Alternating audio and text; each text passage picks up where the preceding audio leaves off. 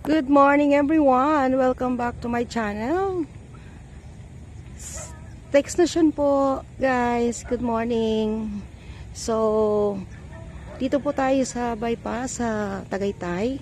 So, ayan pakita natin, pasilip natin sa inyo ulit po ang magandang mayon. Ako, ang ali-aliwalas talaga niya ngayon. Walang, kumbaga, walang disturbance, walang mga clouds na nakikita sa katawan niya. Ganda-ganda. So, ito yung mga times na makikita mo na amazing talaga ang ganda niya. At ang nakapalikid sa kanyang ulap po, tinan nyo guys, ang ganda-ganda. Mga 6:10 pa lang ng umaga, pero maaraw na. O, ayan. Nakakatuwa.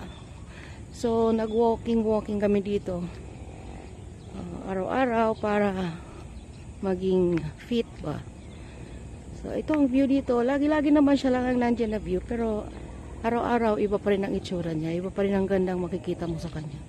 Sobra talagang ganda ditong bayan. Walang kakupas-kupas. No wonder siya pa rin ang number 1. Pinaka-perfect ang kulay sa buong mundo. So, dito lang yan po sa Albay. Dito po yan sa Albay. Specifically, itong view na ito, nandito po ako sa may bypass road Kamalig at naglalakad po ako. Kaya, nakikita nyo, nagumagalaw ang ano. So, habang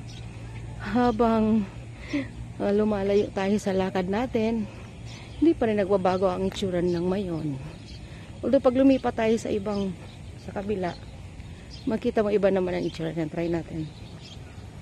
Tayo sa kabilang kalsada. So dito, tumawid po tayo. Makita mo siya later.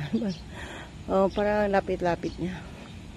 So dito tayo sa angulo na ito, ng kabilang kalsada. O ayan.